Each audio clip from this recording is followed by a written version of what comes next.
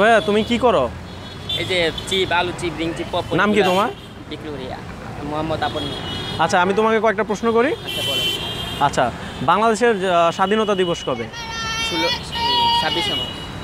আর বিজয় দিবস? 16 ডিসেম্বর। আচ্ছা, নেপালের রাজধানী? কাঠমান্ডু। এটা একটু ধরো ভাই, এই কটা প্রশ্নের উত্তর পারলে আপনি নাকি জিপিএ পাই। মানুষ প্রমাণ করেছে এই কটা প্রশ্নের উত্তর পারলে আপনি জিপিএ পাই নেন। আমি আপনারা দিলাম, আপনি জিপিএ পাই। এটা ধরেন জিপিএ পাই। নামটা? আচ্ছা ভাইয়া, আপনি রিক্সা চালান? জি ভাইয়া, আপনাকে আমি দু তিনটা প্রশ্ন করবো, উত্তর দেবেন? আচ্ছা ভাইয়া, আপনি কি জানেন যে শহীদ মিনার কোথায়? আচ্ছা ভাইয়া, বিজয় দিবস কবে? 16 ডিসেম্বর। হ্যাঁ, আর হচ্ছে স্বাধীনতা দিবস কবে? আচ্ছা ঠিক আছে, সমস্যা নেই, এতে তাও সমস্যা নাই ভাই, দুইটা তো পারছেন। ভাই আপনি কেন রিক্সা চালান? আপনি আমার বুকে আসেন, বুকে। আপনি তো সাহেব অ্যান্সার পারেন, জিপিএ 5। আচ্ছা এদিকে আসো তো একটু। হ্যাঁ ভাই, তোমার একটা প্রশ্ন করি। হ্যাঁ বলো তো। আচ্ছা আপু, তোমার নাম কি? লিজা। তো তুমি কি করো? আচ্ছা, আমি তোমাকে কয়েকটা প্রশ্ন করি, ঠিক আছে? তুমি কি জানো যে শহীদ মিনার কোথায়?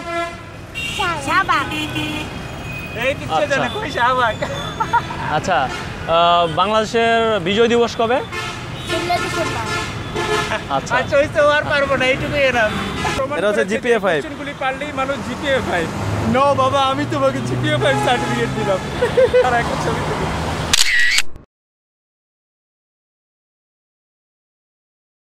বর্তমান সময়ের সবচেয়ে আলোচিত টপিক জিপিএ 5। মাছরাঙা টেলিভিশনের সেই কথিত সাংবাদিক হলো সাংবাদিকতার এক উজ্জ্বল দৃষ্টান্ত স্থাপন করেছেন। প্রকৃতপক্ষে বর্তমান শিক্ষা ব্যবস্থার বেহাল দশা এবং এই বেহাল দশার জন্য যারা প্রকৃতপক্ষে দায়ী তাদের নিয়ে সংবাদ করার পরিবর্তে তিনি আমাদের কোমলমতি শিক্ষার্থীদের উপর দোষ চাপিয়ে এদের ভবিষ্যৎ জীবনকেই করেছে প্রশ্নবিদ্ধ। এদেরকে সামাজিক এবং মানসিকভাবে করা হয়েছে বিপর্যস্ত। এটা অবশ্যই ভালো সাংবাদিকতা হতে পারে না। আজ আমরা মাছরাঙা টেলিভিশনের সেই শিক্ষার্থীদের বর্তমান যে অবস্থা সেটা তুলে ধরতে চাই। এদের মধ্যে একজন বাদে আমরা যতটুকু জানতে পেরেছি, এদের মধ্যে একজন বাদে আর কেউই জিপিএ 5 পায়নি। আমরা ওই সকল শিক্ষার্থীদের মধ্যে একজনের সাথে কথা বলবো আজকে। আচ্ছা, তোমাদেরকে ওই দিন ওই সাংবাদিক কী বলে ইন্টারভিউ স্টার্ট করেছিল? ওই দিন আমরা চারজন ফ্রেন্ড স্কুলের সামনে দাঁড়িয়েছিলাম। তার মধ্যে একজন সাংবাদিক এসে আমাদেরকে কোশ্চেন করলো, তোমরা কি এবার এসএসসি পরীক্ষায় উত্তীর্ণ হয়েছো? আমরা বললাম জি ভাইয়া, এবার এসএসসি পরীক্ষায় উত্তীর্ণ হয়েছি আমরা। তো সে বললো যে ভাইয়া তোমাদের সাথে কি 2 মিনিট কথা বলা যাবে? আমি বলি হ্যাঁ বলেন। তো উনি বলতেছে যে তোমাদের সাথে একটা ছোটোখাটো ইন্টারভিউ হবে। তো পরে আমরা বলি যে কিসের ইন্টারভিউ? আমরা তো এইগুলি কখনো মানে মিডিয়ার ফেস হই নাই এবং ক্যামেরার সামনে কখনো আমরা যাই নাই। তো উনি বললো যে ভাইয়া তোমাদের, আমি বুঝতে পারছি তোমরা হয়তো কখনো যাও না, এই জন্য তোমরা নার্ভাস ফিলটা করতেছো। তোমাদের কোনো সমস্যা নাই, এটা একটা পজিটিভ হবে, ইন্টারভিউ হবে, নেগেটিভ হবে না, তোমরা এটা নিয়ে টেনশন করো না। তো আমরা ফার্স্টে আমরা রাজি হই না, তো আমাদের অনেক কথা বলে রাজি করায়। আচ্ছা, তোমাকে ওই দিন যে কোশ্চেনগুলো করা হয়েছিল সেগুলো খুবই সাধারণ কোশ্চেন ছিল, তারপরে তুমি সেগুলোর অ্যান্সার ঠিকভাবে দিতে পারো নি, এলোমেলো করে ফেলছো কেন?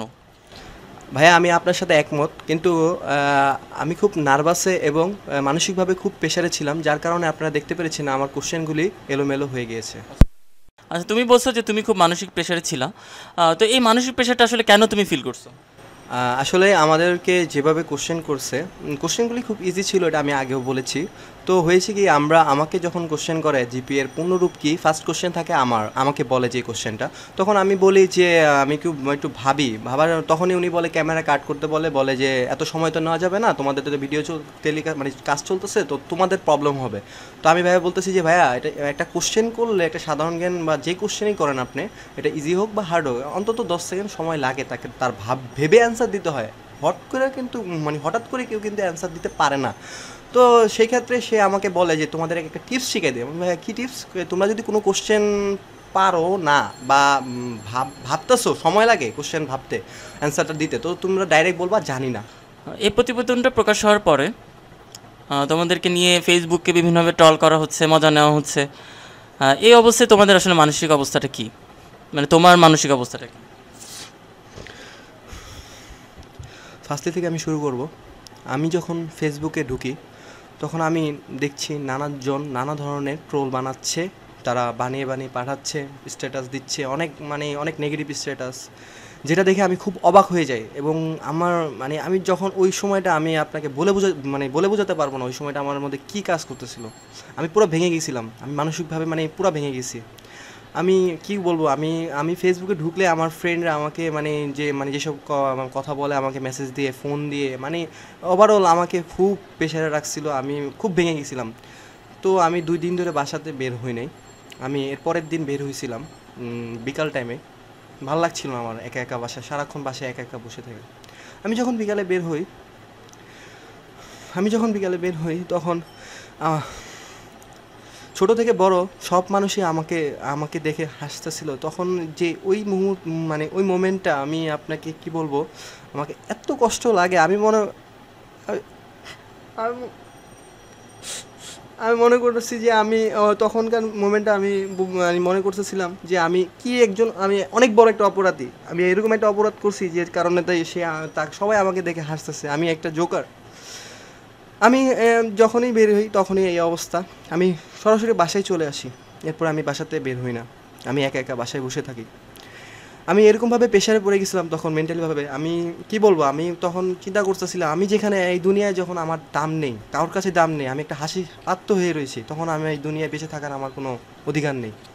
আমি এরকম পর্যায়ে গেছিলাম যে আমি আমার নিজের রুমে আমি সবসময়, তখন তো একাই ছিলাম, তো আমি ফ্যানের দিকে তাকাইতাম আর ভাবতাম কি করব। এবং সে এটাই করতে পারতো যে তোমাদের মুখটাকে ঢেকে রাখলে হয়তো বা তোমাদেরকে এভাবে সামাজিকভাবে হেয় প্রতিপন্ন হইতো না। তো আসলে এখন তোমাদের সাথে আমাদের সমবেদনা প্রকাশ করা ছাড়া আর কিছুই করার নাই। এবং আমরা এটা জানাতে চাই যে আসলে এই ধরনের সাংবাদিকতা আমরা কখনোই কাম্য নয়, যেটা কিনা আমাদের ভবিষ্যৎ প্রজন্মকে বিপদের মুখে ঠেলে দিবে অথবা আমাদের ভবিষ্যৎ প্রজন্মকে ধ্বংস করে দেবে, এটা আমরা কখনোই আশা করি না। এখন তোমার প্রতি আমাদের যে আশা সেটা হচ্ছে তুমি পূর্বের যে এই অভিজ্ঞতাটা সেটা ভুলে গিয়ে তুমি সামনে ভালো করে পড়াশোনা করবে এবং আমি আশা করি যে তুমি একটা সময়ে ওই ভালো পজিশনে গিয়ে হলুদ সাংবাদিকতার পরিবর্তে ভালো সাংবাদিকতা করে আমাদের সমাজকে এগিয়ে নিয়ে যেতে সাহায্য করবে। আর এর বাইরে আমাদের যে আলোচনাটি এই রিপোর্টটা নিয়ে করা দরকার, আপনি যেটা পরের অংশে দিতে চাচ্ছিলেন, আমি সেখানে একটি বলি যে দেখেন, আমার ঘরে ময়লা আছে, এখন আমি সেই ময়লাটি কি কার্পেট দিয়ে ঢেকে রেখে পরিচ্ছন্নতার ভাব করব, না নিচে ময়লা রেখে দিব, না ময়লাটা পরিষ্কার করব? আমি ওই নীতিতে বিশ্বাস করি যে ময়লাটা পরিষ্কার করতে হবে। আর ময়লাটি যখন পরিষ্কার করব তখন সেই ময়লা পরিষ্কার করার জায়গাটিতে কিছু ধুলা উড়বে। এখন সেই ধুলা আমার চেষ্টা থাকবে কত কম উড়িয়ে সেটিকে পরিচ্ছন্ন করা যায়। এখন এইখানে অবশ্যই এই শিশু বা কিশোরদের চেহারা না দেখিয়ে তাদের কথাটা প্রচার করা দরকার ছিল। সেই দিক দিয়ে যদি চেহারা না দেখিয়ে প্রচার করা হতো, আমি একেবারে শতভাগ এই রিপোর্টটার পক্ষে থেকে, যে রিপোর্টার কাজ করেছে, যে টেলিভিশন এটি প্রচার করেছে, সেটিকে আমি শতভাগ প্রশংসা করতাম। সে পরীক্ষার দিন আধা ঘন্টা থেকে 1 ঘন্টা আগে প্রশ্নপত্র ফাঁস হচ্ছে, আমরা গণমাধ্যমে বিষয়গুলো নিয়ে সেইভাবে রিপোর্ট করছি না। কেন করছি না? এটি আমাদের কোন এথিক্সে বাধা দিচ্ছে আমি জানি না। আজকে যে এই যে শিশু কিশোরদের যে দেখাচ্ছি, এই দায়িত্ব ওই শিশু কিশোরদের নয়, এই দায়িত্ব আমাদের দায়। এই কারণে গত প্রায় 10 বছর ধরে এই যে এক নাগারে প্রশ্নপত্র ফাঁসের যে উৎসব শুরু হলো, মেডিকেলের পরীক্ষার থেকে শুরু করে প্রাইমারি স্কুল পর্যন্ত, আমরা কেউ এটিকে স্বীকার করলাম, কেউ এটিকে অস্বীকার করলাম, কেউ এটিকে ধামাচাপা দিলাম। এটা তো আমি এর নিয়ে তো খুব বড় কোনো কাজ করলাম না। আমি পরীক্ষায় পাশ করানোটাকেই প্রধান ব্যাপার করে নিলাম। এই দায় কি শিশু কিশোরদের? ওরা কি বলেছিল যে আমাকে পাশ করিয়ে দাও? আমরা আমাদের সিস্টেম দিয়ে, আমরা আমাদের নীতির দুর্বলতা দিয়ে এই কাজটি আমরা করেছি। সুতরাং এই রিপোর্টটি আমাদের শিক্ষা ব্যবস্থার যে ক্রম অবনতিশীল একটি জায়গাতে আছি, একটি দেশ 45 বছর বয়স, সেই দেশের এত প্রতিকূলতার মধ্যেও, আমি শেষ করি, এত প্রতিকূলতার মধ্যেও সেই দেশের অর্থনীতি এগিয়ে যাচ্ছে, কিন্তু যে দেশের মানব সম্পদ উন্নয়ন যেটি মূল মন্ত্র হওয়ার কথা, সেই জায়গাটি একটা চূড়ান্ত অধপতন হচ্ছে। শিক্ষা মন্ত্রণালয়, আমাদের শিক্ষাবিদ, আমাদের গণমাধ্যম, কারো কাছে এই বিষয়টি যতটা গুরুত্ব পাওয়ার কথা ছিল ততটি গুরুত্ব পায় নাই। সুতরাং এই শিশু কিশোরদের লজ্জা নয়, লজ্জা আমাদের সবার, লজ্জা অভিভাবকদের, লজ্জা শিক্ষাবিদদের, লজ্জা রাজনীতিবিদ। আচ্ছা ভাই আসেন তো। আচ্ছা আপনার নাম কি? কোনো সিন আসতেছে? হ্যাঁ আসতেছে। আচ্ছা আপনার সাথে গেম করবো। হ্যাঁ, গেমটা হচ্ছে আমি আপনাকে যেই কোশ্চেনই করবো, যেটাই করবো, আপনার উত্তর হবে হ্যাঁ, আমি যেই কোশ্চেনই করি আপনি অন্য কোনো উত্তর দিতে পারবেন, অন্য কোনো উত্তর দিলেই আপনি ঠিক আছে? যতবারই যাই কোশ্চেন করবো আপনি খালি বলতে হবে আই এম জিপিএফআই। তাহলে একটা চিন্তা ঠিক আছে। আচ্ছা ঠিক আছে রেডি হ্যাঁ। তো ভাই আপনার নাম কি? I am GPA five. আচ্ছা আপনি কেন বলছেন? আমি আই এম জিপিএফআই। আপনার পছন্দের নাম কি? I am GPA five. আপনি I am GPA five. I am GPA five. আপনার চাকরি নিতে হবে। I am GPA five. আচ্ছা হয়েছে এখন কি খেলা কন্টিনিউ করবো নাকি? অবশ্যই। অবশ্যই আই এম জিপিএফআই বলেন নাই। Sorry I am GPA five. একটা বলতে নাম নেই বললো না। আচ্ছা তারপরে ওনাকে পরে বলতে গিফট দিয়ে দিই একটা হ্যাঁ দেখি দাও তো। আর সবচেয়ে স্পেশাল লনি ভাইকে এই জন্যই যে Dialogue আমি জিনিসটা হারছি, তারপর লনি ভাই আমাকে একটা পেন গিফট করছে, তাও আবার হাতে যাক। আর যারা যারা আমরা সরাসরি দেখতেছে তাদেরকে অবশ্যই অবশ্যই ধন্যবাদ। আর সবাই I am GPA5 একবার last- I M A GPA5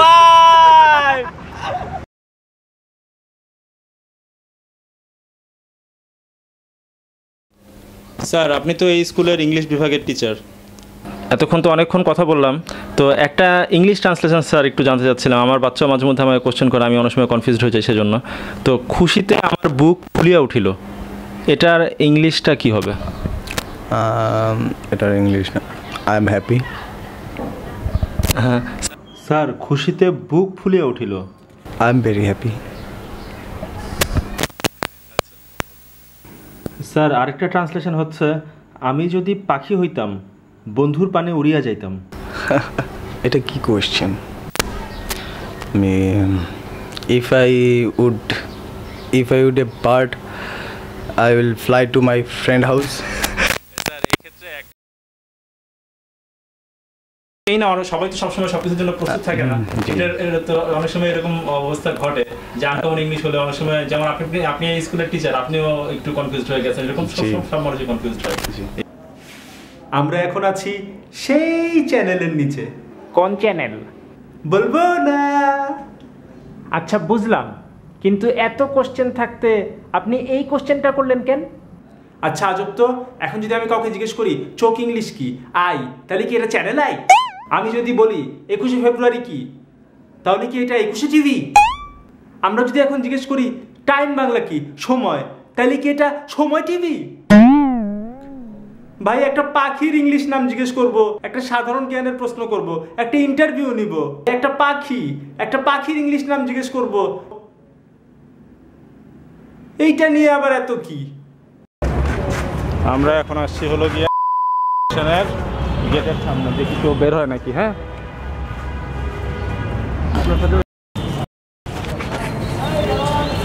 ভাই একটু কথা বলা যাবে? একটা ইন্টারভিউ নিব। আপনি কি এই চ্যানেলে জব করেন? আচ্ছা, আমার একটু জিনিস আমি কনফিউজড হয়ে গেছি, মানে হচ্ছে যে মাছরাঙা মাছের ইংলিশটা কি? মাছরাঙা মাছের ইংলিশটা কি? না মানে মাছরাঙা মাছের ইংলিশটা কি, মানে ইংলিশকে কি বলে? হয় না। হ্যালো এক্সকিউজ মি ভাইয়া, আপনার একটা ইন্টারভিউ নিব। আপনি কি এই চ্যানেলে জব করেন? আচ্ছা ভাই, মাছরাঙা মাছের ইংলিশটা কি? মাছরাঙার ইংলিশটা কি? মাছরাঙা ইংলিশ এটা তো কখনো দেখছি। আচ্ছা মানে মাছ তো ছিল যে ফিশ, আর রাঙা তো ছিল কালারফুল, তাহলে হচ্ছে মানে কালারফুল ফিশ বা তাহলে কিং ফিশার কি ভাইয়া? কিংফিশ। আচ্ছা ঠিক আছে ভাইয়া, আসসালামু আলাইকুম, একটু কথা বলা যাবে? আচ্ছা আমি আসলে কনফিউজড, মাছরাঙা মাছের মানে ইংলিশটা কি? মাছরাঙা ইংলিশ কি? তাহলে মানে রাঙা তো হচ্ছে কালারফুল, আর ফিশ মানে তো ছিল মাছ। মাছ, হ্যাঁ। তাহলে আচ্ছা মানে কালারফুল ফিশ এরকম এই ধরনের। আচ্ছা তাহলে কি মাছরাঙা কি মাছ না পাখি? মাছ তো এক ধরনের উড়াল, কোনোটাই মিক্স আছে। আচ্ছা না মাছরাঙা মাছ কি? পানির দর্শন তো পারে, জমিনও হাঁটতে পারে। আচ্ছা তিনটা মিলে মাছরাঙা আছে। আচ্ছা ঠিক আছে।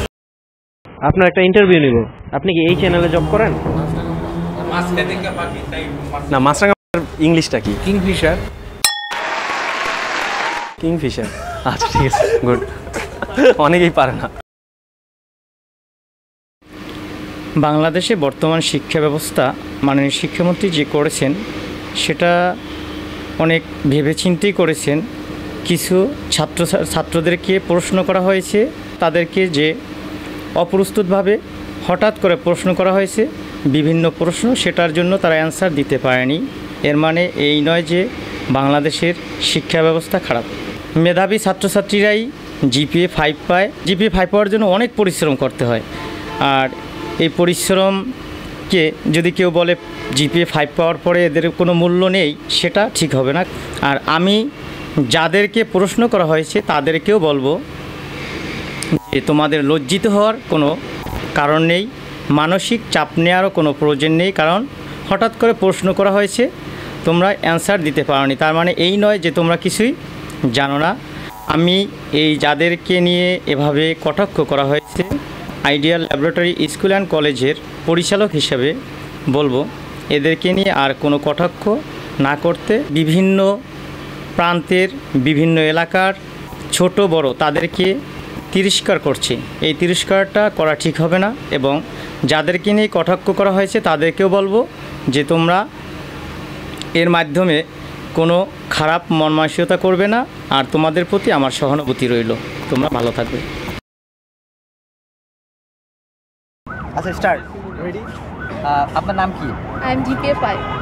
আপনার বাবার নাম কি? I am GPA 5। আপনার গ্রামের বাসা কোথায়? I am GPA 5।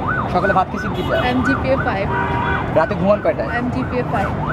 আপনার বড় ভাইয়ের নাম কি? I am GPA 5। আপনি কোন ভার্সিটিতে পড়েন? I am GPA 5। কোন সাবজেক্ট নিয়ে পড়েন? I am GPA 5। আপনি কই থেকে আসছেন? I am GPA 5। আপনার বাসা কোথায়? I am GPA 5। আপনি কি করেন? I am GPA 5। আপনি তো অনেক সাজা দিলেন, গেমস কি শেষ করবো তাহলে এবার? আই এম জিপিএ 5 হয় নাই, আইরা গেছে। আই এম জিপিএ 5 বলার দরকার ছিল। আচ্ছা না, অসুবিধা নাই, নাও নাও নাও দিয়ে দাও। এটা আমাদের পক্ষ থেকে, আমাদের লনিবের পক্ষ থেকে খুবই স্মল গিফট। হ্যাঁ, এটার মধ্যে আপনার এই ভিডিওটা পাবেন, এই লোগো আছে এটা। আমাদের